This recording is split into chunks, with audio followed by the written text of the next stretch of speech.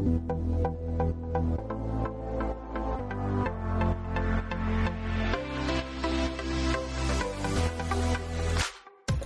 and welcome back to the Soccer Brothers Podcast. This is episode number 21. I'm your host, Sahil, and as always, I'm joined by my brother, Nihal. How you doing, Nihal? I'm doing okay. You know, I still haven't fully recovered from last night's loss. But, you know what will help me recover? An Ambitious Strike t-shirt. If you want to get 15% off on all your Ambitious Strike orders, then enter the code BROTHERS at checkout. That's ambitiousstrike.com. It's spelled ambitious, and strike is spelled STRYK. They have great shirts. Also, we apologize. There was a little bit of an issue. Some people were only getting 10% off by using our code, but it should be fixed now. You should get 15% off your entire order. So go check them out. All right. Great stuff. Yeah. Now let's get to the I thought that was a good transition. Oh yeah, from the intro to Ambitious Strike, definitely. Yeah. All right. Now to no, we got to announce our new social media intern. All right.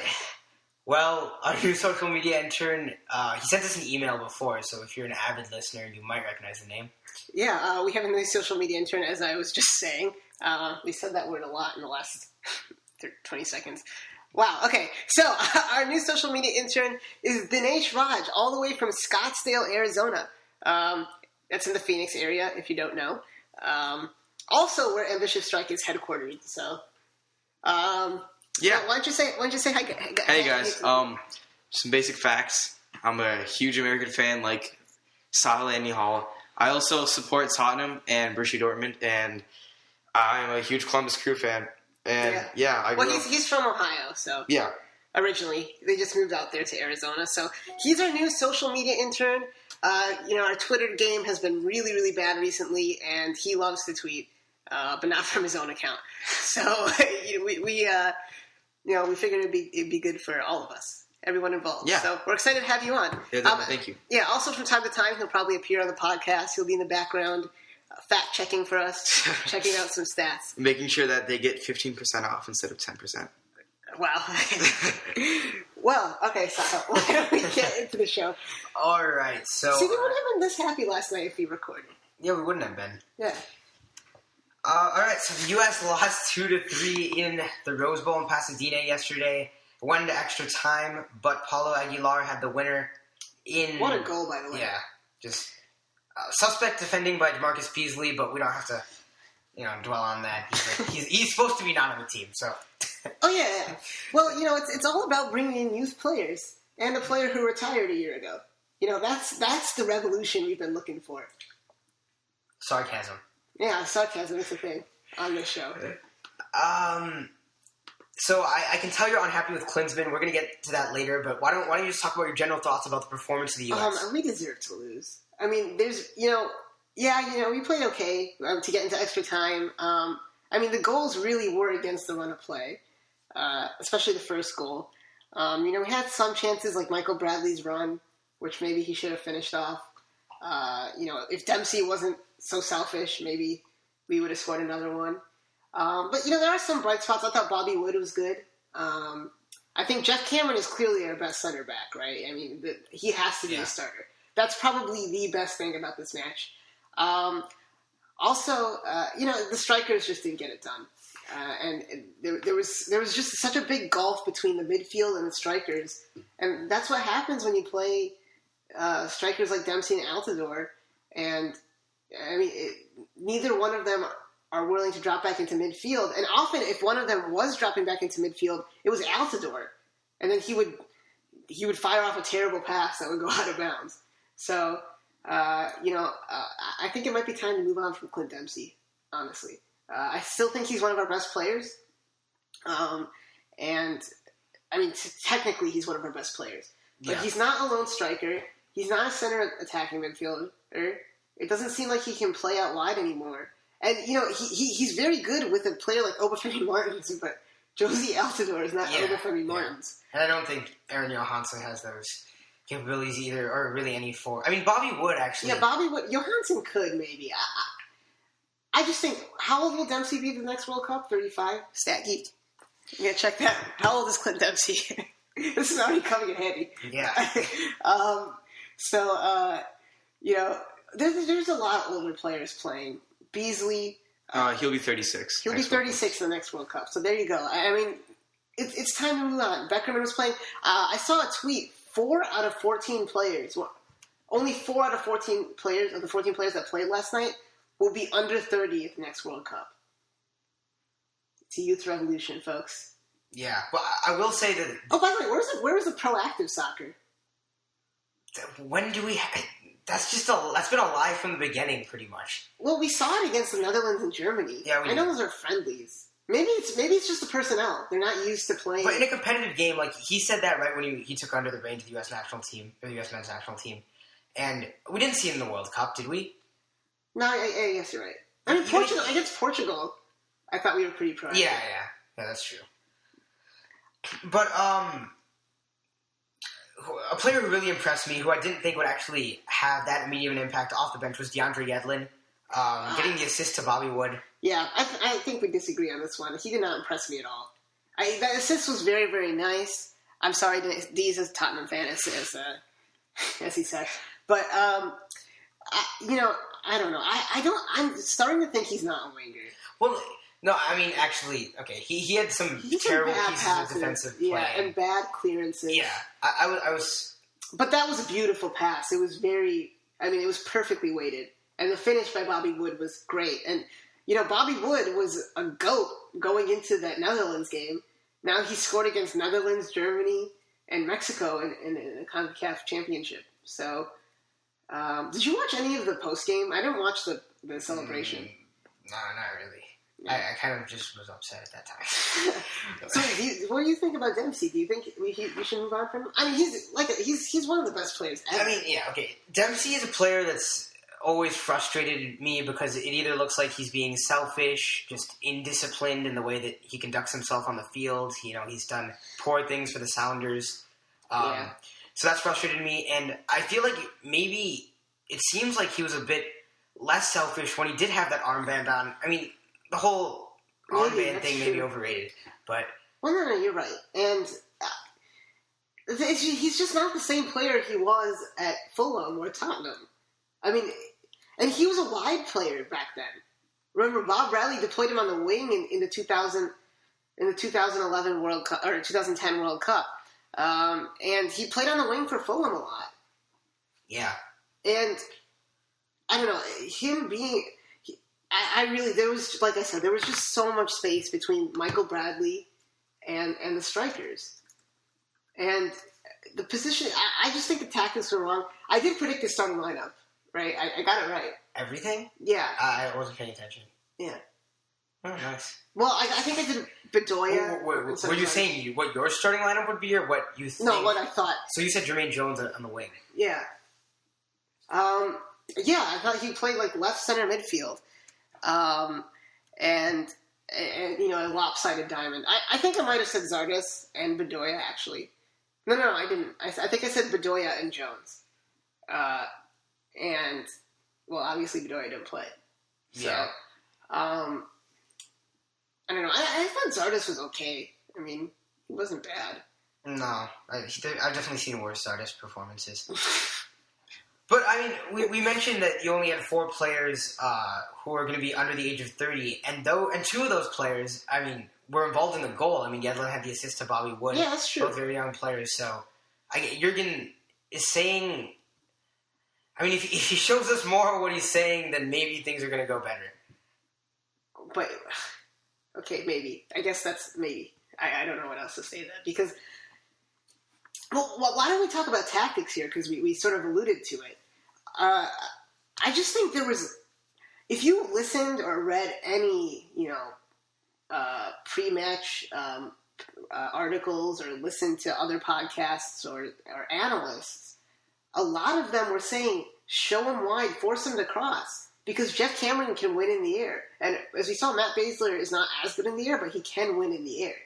And... there were some decent heading opportunities for Mexico, but none of them were that threatening. But constantly, we saw players showing the Mexican... We saw U.S. players showing the Mexican players inside, and it drove me absolutely crazy. I mean, you were there. Miguel Layún is known for cutting into cutting in onto his right foot and getting crosses in or taking a shot on target. And what does Yedlin do? He shows him onto his right foot. Force him wide and force him to cross it in on his left foot. I mean, that is a higher percentage save for our defense. And it was just very, very frustrating. And that's tactics. That's coaching. And, you have to think about what Philip Lahm said. All he cared about was fitness. Philip Lahm said the players had to get together and talk about what they wanted to do tactically before that. And do we have a player who's as tactically adept as Philip Lahm? Probably not. So it's very, very frustrating. And this guy, Jurgen Klinsmann, I mean, he doesn't have a great track record. But nothing's going to happen. He's never going to be on the hot seat. We're stuck with him. At least until after the 2018 World Cup. Yeah, unless we do terribly in qualifying and we lose the next 2 games in November or whatever. You mean as in we don't qualify for the World Cup, or let's say we have to go to the playoffs? I obviously think he should be fired for this and the results before this. And I mean, if we finish second in our group to Trinidad and Tobago, don't you think that's another reason to fire him? Yeah, I mean, I already think he should be gone. All right. So Klinsmann is obviously a very, very polarizing figure in the U.S. soccer community, and I mean it's either blind love or blind hate. But I was a fan of Klinsmann. Yeah, and I'm just tired of it. Tactically, we are not. And I'm not going to claim to be tactically better than Klinsmann, but some of the stuff I noticed, like Layun, isn't that something you should notice? Yeah. I mean, isn't that something that the players should know? I agree. And time after time, our players have been fatigued outside of friendlies. It's like they're working the players too hard. All right, it looks like D has a stat or something that he wants to share with us. Well, I was doing some research on Klinsmann at Bayern, and at his one season there, he had the lowest Champions League finish that we've seen since then. Yeah, so he was failed at Bayern, and I was actually Matt Doyle, the MLS armchair analyst, tweeted out an English article, about how his time at Bayern was a failed revolution, and I think that's what we're seeing. And people are like, "Oh, we just don't have the players." Well, I mean, you can make that argument. You really can. But we do have the players. We have technical players that never get called into this team. Lee Win, Benny Feilhaber, wingers like Ethan Finley, Darlington Nagbe, Sebastian Lecce. Has there been a better winger in MLS this year than Sebastian Lecce? No. And if you think there is, it's Ethan Finley probably. But who do we call in? Graham Zusi. Zardes. Who do we plant? Will Zardes. Zardes is the second best winger on his team. And the other winger is an American. Can you look up Sebastian Lecce's stats this year versus Zardes? And Zardes has played a little bit of striker in absence before Gio. But it's really, really frustrating when we need a technical player, a creative player, like a Lee Win or a Benny Feilhaber or a Darlington Nagbe. And it's something that's needed. Like if you had Bradley and Jones or Bradley and Beckerman, and then in between them a Win or a Feilhaber, and then a striker and some wingers who can actually do something, not like Jermaine Jones, who I love, but who's caught out of position half the time, who runs out of bounds. And so we're looking at it right here. Sebastian Lecce has 6 goals and 3 assists? 7 goals. 7 goals. 7 goals in 18 games. 7 goals in 18 games. And Zardes has 6 goals in 28 games. Okay, so Zardes has 6 goals in 28 games. Lecce has 7 goals in 18 games. And Zardes has 41 shots. That's 6 goals in front of him. And I remember, yes, that is a better percentage. And I remember last year Zardes led. I mean, Zardes is a good player. He should be a part of this team. But, I mean, Lecce is just... I think also if you bring in like these creative players, then you allow Zardes to play up top, which it seems like sometimes we need some space up top because, I mean, it just seemed like there was no real options for Clint Dempsey to lay off the ball too. I mean, I know some might argue that he was selfish in some of the runs that he made, but I feel like if you have Zardes in the center, and we saw Zardes score a goal against the Netherlands, if you play him up top, I think he might be able to do something. Yeah, no, I agree with you. I think...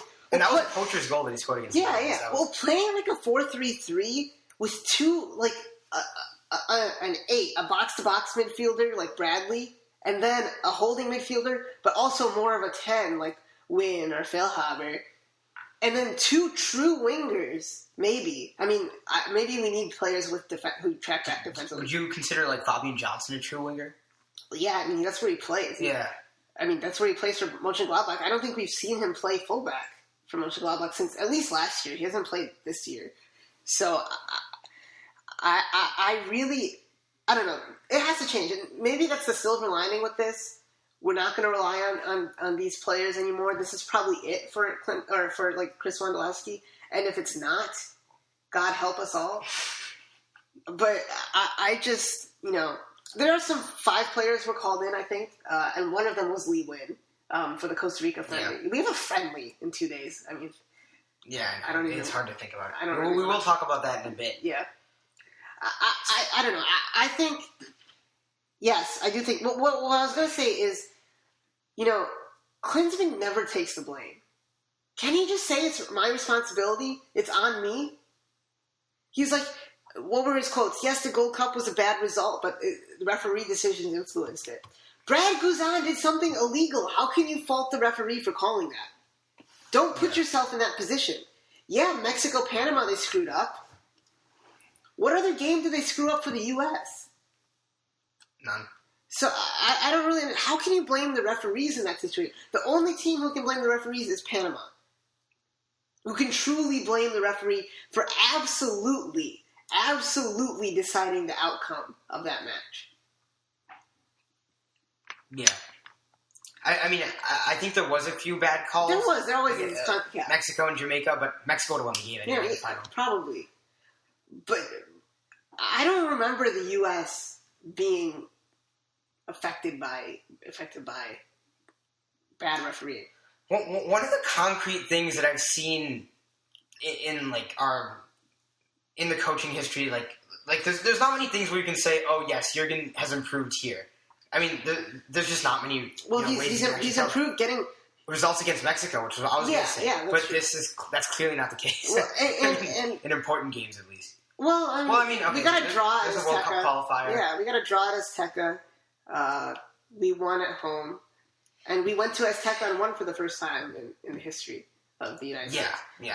But what I was going to say is people claim that the best thing about Klinsmann is that he's brought in youth. He's brought in players. Yes, he brought in Bobby Wood and DeAndre Yedlin. And, he brought Julian Green to the World Cup. How many 32-year-olds played in their first World Cup for the U.S.? Kyle Beckerman, Jermaine Jones, Brad Davis, Chris Wondolowski. That's not youth. And Brad Davis and Chris Wondolowski had really no business being on that roster. Yeah. So, I mean, it's just... we're not going to get into the Landon Donovan thing. That was clearly the wrong choice. I don't care what you say. I mean, there's no way, one, Julian Green deserved to be there, or Brad Davis, or Chris Wondolowski.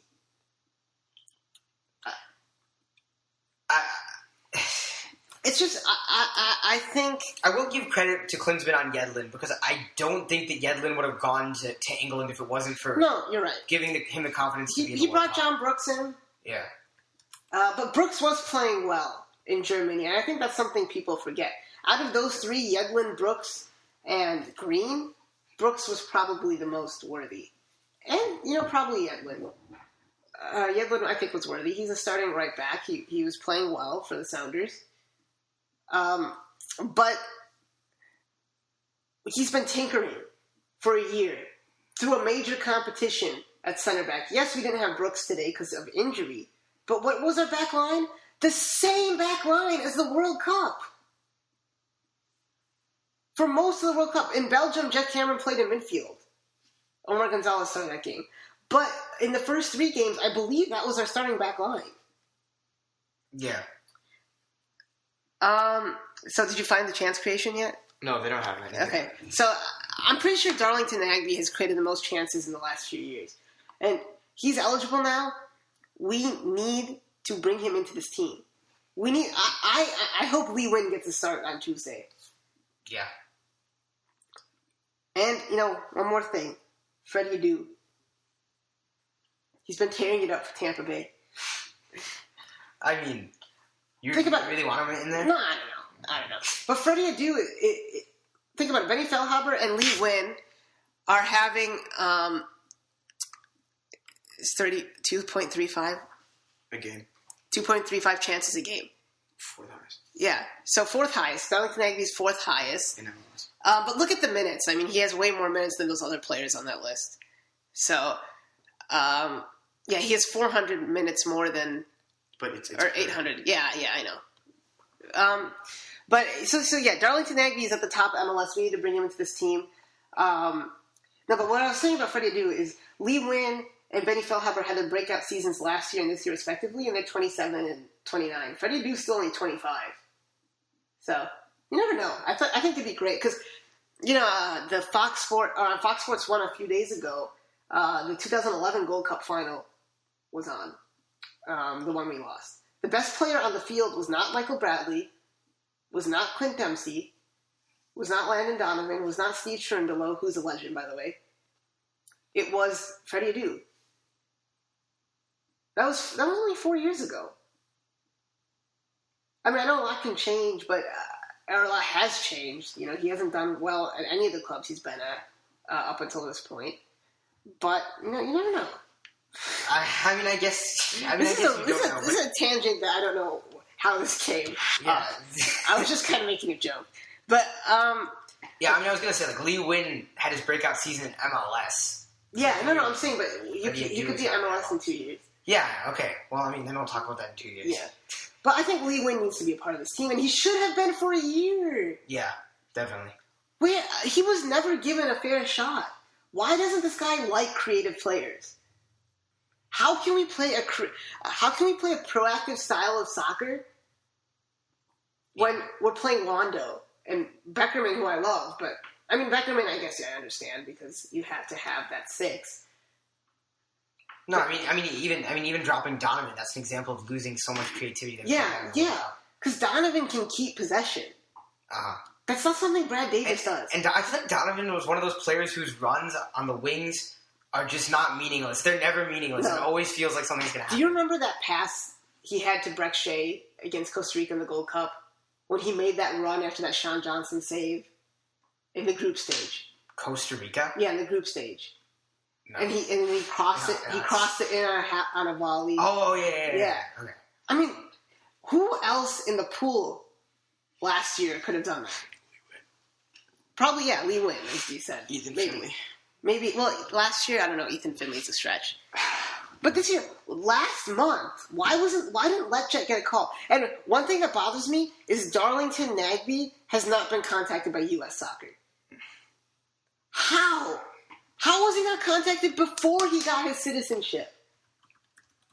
It's ridiculous. It's ridiculous. And this new guy that I'm sure some of you probably know who Rob Ustry is. He creates a lot of the videos for Every Touches. He's a writer for Stars and Stripes FC. He wrote an article about I forget his name. If you can check it for me. This Ligue 1 striker who's 19. He has 3 goals in Ligue 1. He's American. He's 6'3", and no one at U.S. Soccer knew who he was. What is going on? Jordan Ciabachel is his name. He's French-American. He was born in D.C. What club does he play for? What club does he play for again? I believe it's Lens? Oh, no, Stade. Oh, okay. Stade Rem. Oh. Yeah. Okay. He scored against That's not even like a He scored against PSG this year. Isn't that already better than Josie? Isn't that already better than Josie? Yeah. Why isn't he on the U23s? Why wasn't he with the U20s? I don't know. I mean, U23s we haven't even talked about yet. We'll get there. I just feel like at this point, Josie is just coming back because he's Josie. I don't... Well, yeah, maybe. I mean, no, okay. I mean, he's definitely one of the better strikers in the pool, but I don't... it's not like Bobby Wood has shown poorly, I mean, in 2015 at least. I think Josie, he showed flashes of okay mediocrity last night, but he just doesn't add anything, especially with Dempsey next to him. Oh, no. There's no movement. But, and to be fair to Josie, how many balls were actually played into him from the wings? Well, that's one of the reasons we need Lecce. Yeah, I mean, Lecce, Nagby, Finley, someone. I mean, I think Danny Williams should have come in. I mean, Jermaine Jones is not going to be running it down the wing and crossing it in. He was out of position so much, and that's why Beasley kind of looked bad, even though I thought he defended very well. Because Jermaine Jones was out of position so much. And Klinsmann, take the responsibility. This is on you. What were his 3 goals? Make the Confederations Cup. Win the Gold Cup. Qualify for the Olympics. Well, we already failed on 2, and it looks like we're not going to qualify for the Olympics. It's, and D just pulled it up. In 33 games, Ethan Finley has 9 goals and 11 assists. And, he's sort of tapered off recently. He started off the season very, His very well. connection with Kai Kamara. Yeah, but the kind of balls Finley plays, or even Lecce plays, I haven't seen a player with the ball control that Lecce has since Donovan. In our pool. In our pool, yeah. Well, yeah. No, man. Lecce. Send him to Bayern. Yes, send him to Bayern. Maybe he can teach Julie Green a thing or two.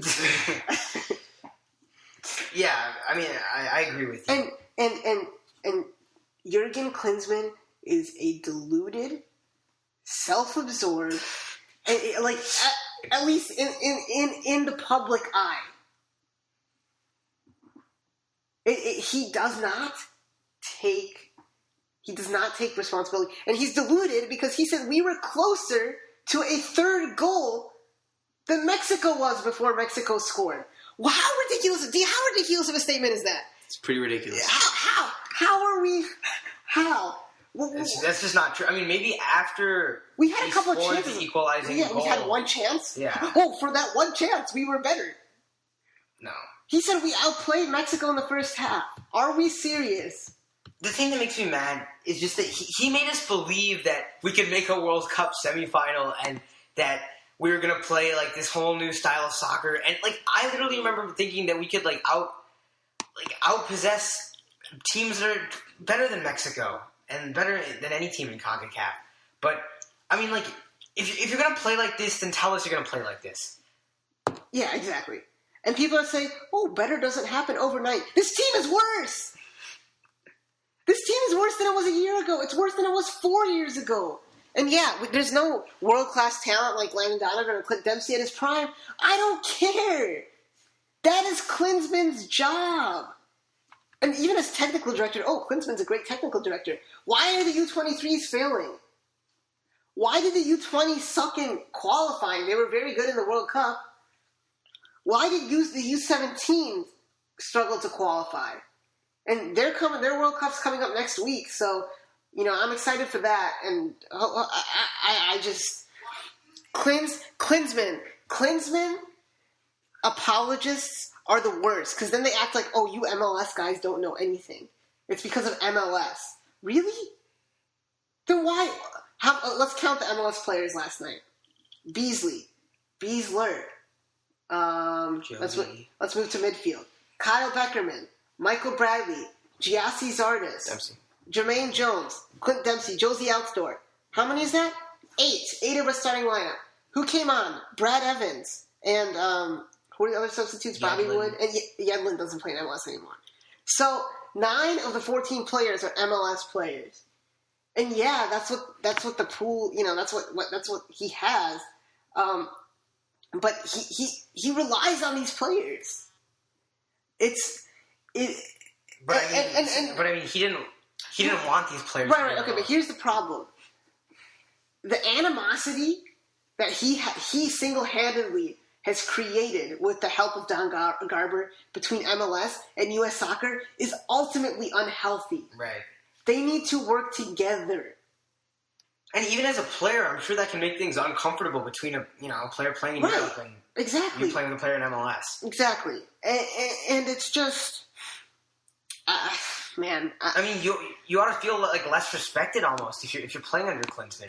Which, I mean, I've never thought about that much, but that's not good for the mentality of the team. No, it's not good for the mentality of the team. It's not at all. And it's just, the real thing is, I'm a Klinsmann apologist. We have no creative players. We do. They're in the pool. We all know this. We see it. It's just, why aren't we using them? If you're going to experiment during the Gold Cup, experiment with attacking players too. And the September friendlies against Brazil. Don't play Alejandro Bedoya at defensive mid. Oh, yeah. Let Lee Win play. Brazil. Yeah. Let Lee Win play. It just I'm going to take Taylor Twellman's line again. It just boggles my mind. I mean, it really does boggle one's mind. Unless you're a Euro snob who's like, well, Klinsmann has won a World Cup, so therefore he needs to educate us about soccer. No! Why is Michael Jordan a terrible talent scout? It doesn't mean anything. It means absolutely nothing. Except that he was a great player. Yeah. And he helped reform the German system, kind of. He did. I'll give him that.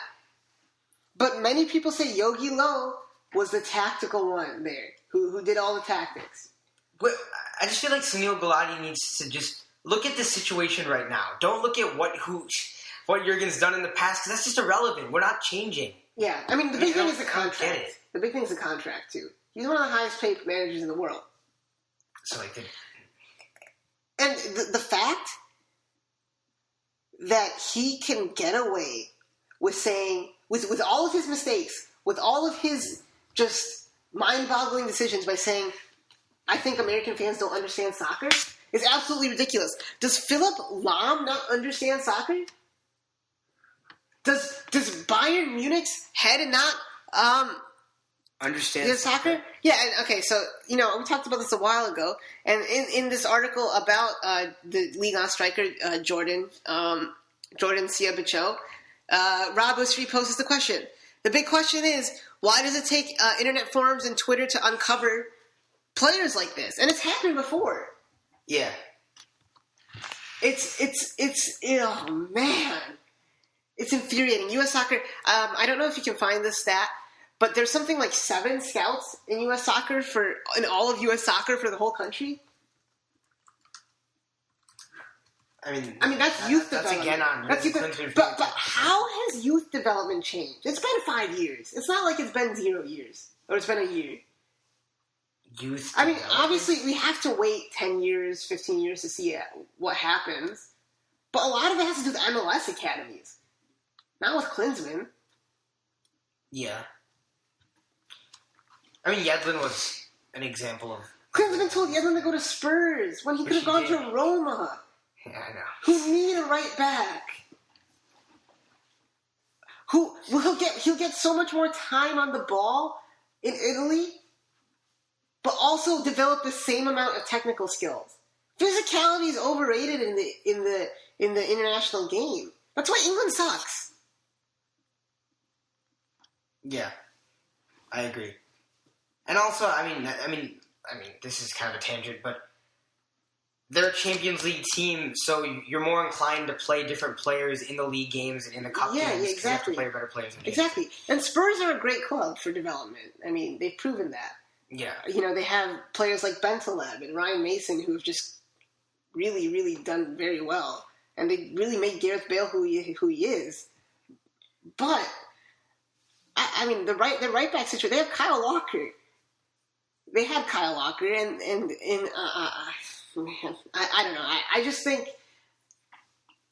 I think it's just infuriating that we know he's never going to be in the hot seat.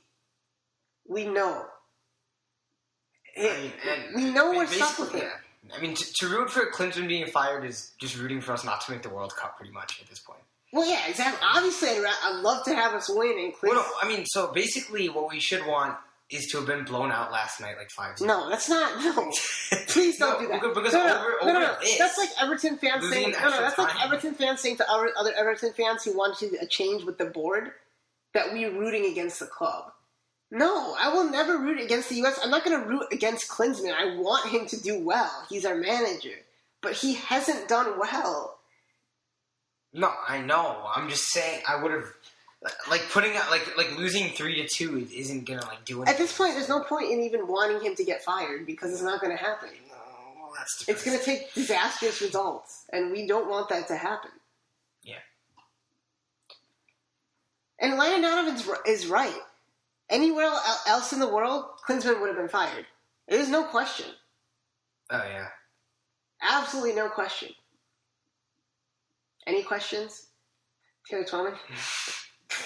God, I love Terry Twoman. Yeah. All right, well, I'm starting to think that it wouldn't have made that much of a difference if we recorded last night, but... I've kept myself pretty clean. Yeah. I mean, is there anything else we need to talk about in this match? Well... The goals, the individual goals, no. We didn't really talk about them. Jeff Cameron, what a delivery by Bradley. Yeah. That was great, and then Bobby Wood's finish was great. And then the 3 Mexico goals. They were on the ground. Well, yeah, I mean, on the ground. I mean, Paulo Aguilar, wasn't that a volley? Yeah, it was a volley. But you know what I mean. Just show him why. And Beasley was... And I think the second goal was also a volley. Maybe. What was the second goal? It was, no. Peralta, he megged Guzan. Remember? That was an extra time. Oh, yeah. No. The first goal, Chicharito finished with his... It's one of those Chicharito finishes that looks like an amazing finish, but really he just scuffed it and got it in somehow. Are you sure? Are you sure there wasn't a technique in that scuffing? There could have been. But, I mean, if he actually got a good connection on it, it would have hit at Beasley. Speaking of Mexico, how do you think they'll fare in the Confederations Cup? Because there's another side to this. Well, you know what? This, like many have been saying, this is the golden generation for Mexico. They won... This team won the U17 World Cup and the gold medal in the Olympics last time around. So they need to capitalize. And this is a depleted Mexico side. No Gio Dos Santos, Carlos Vela didn't play. Who else was injured? Vasquez, their defensive midfielder. These guys didn't play. And still, they absolutely, utterly dominated us. A team that was supposed to be compact, who had no tactical awareness, who had no shape, where there was 30 yards between Bradley and the strikers at times. When Beckerman was in front of Bradley at times. When Beasley was out of position multiple times, though I thought played well. When Fabian Johnson couldn't finish the match. That's why he was going to... Klinsmann was going to sub on Nick Rimando for penalties. I mean, Rimando's a very good penalty saver. All right. So, okay, why don't we get to the Costa Rica match on Tuesday? I know it's... I mean, you're probably just going to be beating a dead horse. You want Lee winning. Yeah. Brett Shea at left back will be interesting. Yeah. Dude, can we see Tim Howard? I mean, you get 6 subs, so I feel like we will see Tim Howard. I hope so. Yeah, I want to see Tim Or maybe even Bill Hamid. I won't mind seeing him. But I think Brad Guzan is the goalkeeper going forward. And, Lee Nguyen I'd like to see just a different style of soccer. I don't really care. I just want to see something new. Yeah. Something to get my hopes up. Something that I can look forward to in this dark, dark weekend in U.S. soccer. Dark, 6 months. Yeah. I mean, it's just hard for me to wrap my head around that we finished 4th place. We lost the 3rd place game even after we lost the semifinals. Yeah. I don't get it. All right.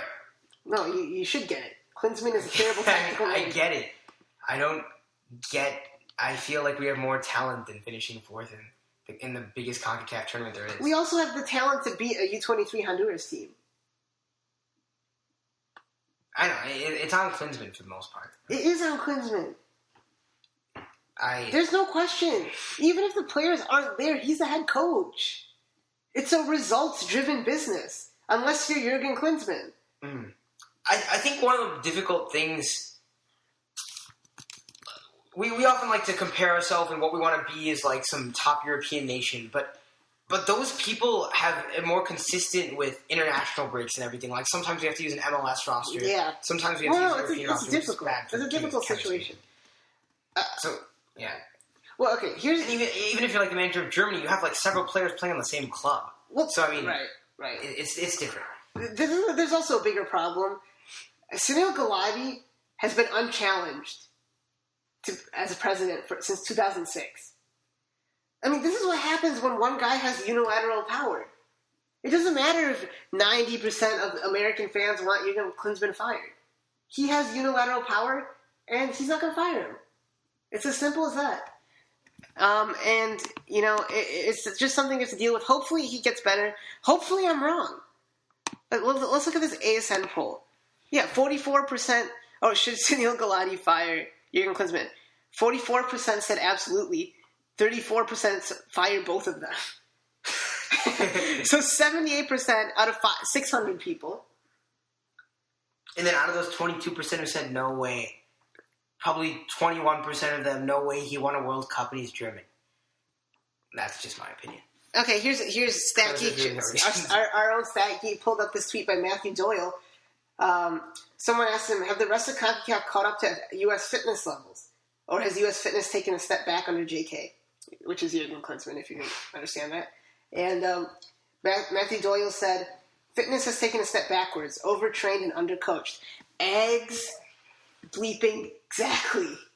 I mean, it is ridiculous. They are overtrained. Yeah.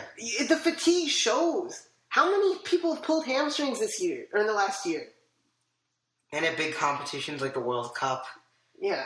I mean, we have this Copa America Centenario to look forward to. Other than that, you know, we might not get any other high competition until the World Cup. Probably no Olympics. Which may mean more experimentation, which you were telling me yesterday. Like Harry shit. That's another dude. He's been killing it for a year. What does he need to do? Move to Europe? Yeah, maybe. Maybe go to Bundesliga 2. Or maybe play in the Bundesliga 4th division. I mean, yeah. Well, Andrew Wooten can't seem to get... I mean, he's coming in on Tuesday, but he didn't really get a shot either until recently. And he hasn't really gotten a shot yet. Did he play in September? He might have come on late. Yeah. But, you know, we got Bobby Wood. I mean, do you think if Josie Altidore was like... I mean, I guess you have to take into account his record at AZ and everything. But if he was just playing in MLS and never moved from Europe, do you think he would be rated as highly by Klinsmann? Well, I don't know if he'd be the same player. Right, I'm just saying he was this talented and all you knew was that he's playing for Toronto FC right now. Nah, maybe. I mean, it's not like he hasn't scored goals this year. No, I know. I mean, what other U.S. striker in MLS has produced like that? Striker. No one. Can you think of any? Who are the best strikers? Kai Kamara, he plays for Sierra Leone. Obafemi Martins, he's Nigerian. Yeah. I mean, Dempsey is there. Joe Vinko. Keane. Where are the Americans? Dom Dwyer, I guess. He's American, or he will be. Yeah. Bradley Wright Phillips, English. Kyle Laren, Canadian. A freaking Canadian. I mean, come on. What? Okay. To be fair, Junior Hoylett is. Junior Hoylett's good. He would get into the U.S. better than most of our winners, aside from Legend. Well, where are our championship players? That's true. God darn it. Josh Gad. Well, I mean, he had an injury setback recently. Yeah, he had to get surgery again. And he was great.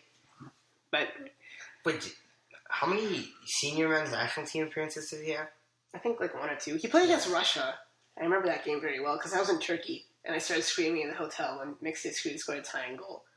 And the chaperone was like, "Oh, did the U.S. win?" And I was like, "No, we tied." Why don't we move on to the U.S. U23 Olympic qualifying game? You have to. We can just run through it really quickly.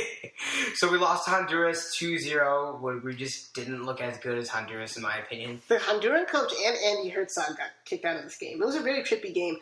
2-0. Will Trapp wasn't very good. He's been good all tournament, but he wasn't very good in this match. Would Julian Green have made a difference? Maybe. I don't know. But in this tournament, Jerome Kessebetcher and Jordan Morris is the real deal. Go to the pros, kid, please, and just go to Europe. Wait, what? Like junior, senior? Do you know? He's a sophomore. Oh, no, I think he's a junior now. Okay.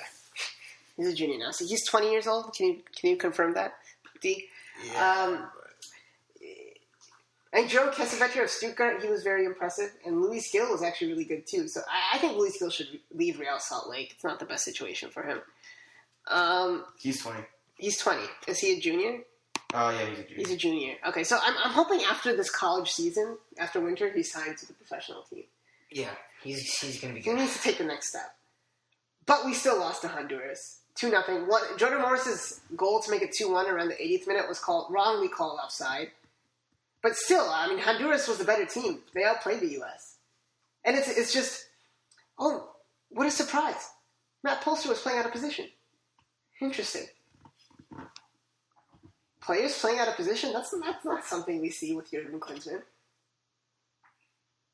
You know, when you have a coach that preaches continuity, consistency, and you want players to be comfortable, how can you make him play a completely different position? We talked about this a few shows ago. Jeff Cameron was a right back for Stoke City for 100 appearances, and he plays center back for the U.S. The second he starts playing center back in September, he's deployed at right back. I mean, he obviously played center back last night, but Yeah. it's just Well, in terms of Fabian Johnson, didn't he put Fabian Johnson at outside midfield before he went to Borussia Mönchengladbach? Fabian Johnson started out as an outside midfielder, Oh, okay. but he played fullback a lot for Hoffenheim. Yeah. Wow, did he play for Hoffenheim? Yes. Was there not a club in between?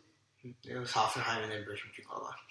Hoffenheim got relegated. Yeah, it seems like forever ago. But are they back up now? No, they're not back up. Okay. Danny Williams played for Hoffenheim too. Danny Williams needs to move to the Premier League. He's too good for the championship. What's going on with Terrence Boyd? Reading he's still injured. Oh. He's still recovering. I forgot about him. That's Yeah. a good shout. But hopefully some of these young players like Josh Perez and maybe even Kristen Pulisic, he'll be 21 next World Cup if he can break into Borussia Dortmund's first team. You never know. Injuries. Yeah. I mean, Zalalam was injured, so I mean, we made a defensive change and brought on Fatai Alashe, a defensive midfielder, instead of Zalalam. Apparently, Zalalam was working with a knock, but when you're down 2-0, why the heck are you bringing on a defensive midfielder? Boggles the mind, man. Boggles the mind. All right. Ready to wrap things up? Yeah, but before we do, remember to check out ambitiousstrike.com to get a sweet shirt. Use the promo code BROTHERS at checkout to get 15% off your entire purchase. I mean, they're really great. They're really great people. And I think we're going to have their founder on at some point in the future. For the amount of time they've been started up, they've made significant progress and a lot of growth. And they just it's really a testament to how great their product is and how passionate they are about their product. They take this very, very seriously. And we're just very, very privileged to be able to partner with them. So go check them out. Ambitious, spelled AMBITIOUS, Ambitious, and Strike, STRYK.com. Go check them out. Remember to use the promo code BROTHERS at checkout. We have an email for this podcast, SoccerBrothersPodcast@gmail.com. We also have a Twitter at SoccerBrosPod. My brother's Twitter is at BigTimeBrownie. Mine's at ASR_Sahil. Make sure to rate it if you're on iTunes or comment if you're on SoundCloud. We appreciate any support we can get. Yeah, please give us some feedback. We really, really appreciate it. Good or bad, we always are looking to improve. When it comes to emailing, feel free to challenge us. Yeah, whatever. Definitely. You can disagree with us. Definitely. I say some things that I think a lot of people would disagree with. Yeah, sometimes you say things that you disagree with, like, the next day. But fair enough. Well, I don't know. I'm just such a schizophrenic U.S. fan, or like bipolar U.S. fan. I don't know. Like when we go down 2-1, I'm swearing at Jurgen. When we score, I'm celebrating with him, obviously. But, like, you know. But I mean, it's not like you were saying, Jurgen. Winning heals everything. That's, you know, Klinsmann was kind of on the hot seat in World Cup qualifying, and then we had one of the best years, the best year in the history of U.S. soccer in 2013. Yeah, that's an amazing year. Yeah, I know. Just seems amazing. Go watch that highlight video on U.S. Soccer's channel. It's amazing. It's incredible. Go watch our highlights at U.S. Soccer Blog, our YouTube channel. Yeah, don't look at that. It's a great video. No, what video? Okay. Our highlight video. Our highlight video. Yeah. Don't look at okay, fine. Look at that video. Don't look at the other stuff. Yeah. All right. We're gonna get out of here. Yeah. Thank you guys. See you guys later. Are you gonna say bye, Dinesh? Yeah, see you guys. Our social media and everything.